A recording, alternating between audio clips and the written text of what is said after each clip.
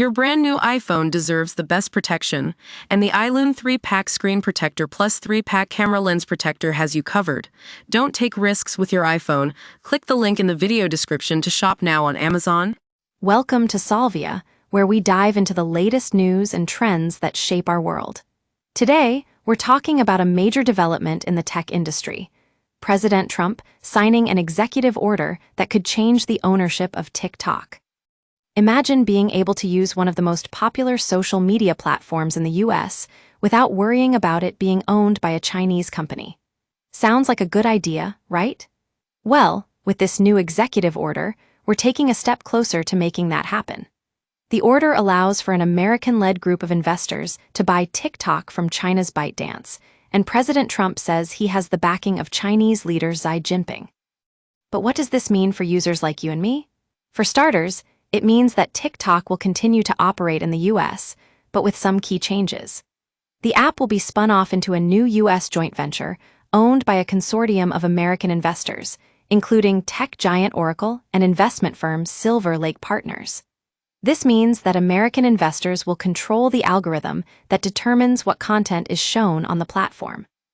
Now, we know that the Chinese government has been pushing back against this deal, calling it an act of robbery. But with Trump's support, it looks like the deal is finally moving forward. And if it does, it could have a huge impact on how Americans consume information online. According to a recent Pew Research Center report, 43% of US adults under the age of 30 regularly get news from TikTok. But what about the concerns around data privacy? That's where things get interesting. The new joint venture will control and monitor the code and all content moderation decisions, which means that American investors will be able to ensure that user data is protected. And with ByteDance having a stake in the new venture, but less than 20% ownership, it seems like we're finally getting some transparency around what's going on. Of course, not everyone is happy about this deal. David Green, Civil Liberties Director of the Electronic Frontier Foundation, warns that users may now get the editorial policies of the people who now have control of the company, which could lead to a more conservative approach to content moderation.